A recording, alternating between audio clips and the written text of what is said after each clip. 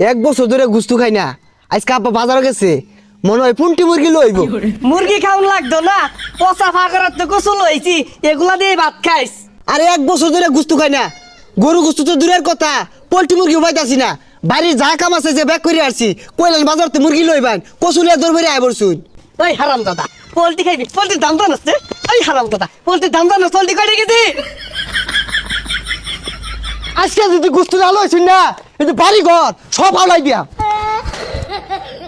ওই হারাম দাদা, 2 দিন পর তো কসুই যাইতো না, গুস্তু মারাইছে না? ঈদ আমাদের একবার গুস্তু খাইছিলাম, টিহা দে ঘর চাইবো, টুল্লা বাইন্দা দে ধরে যাইতে শুমু, এ কচু খাইতে খাইতেই মরবি।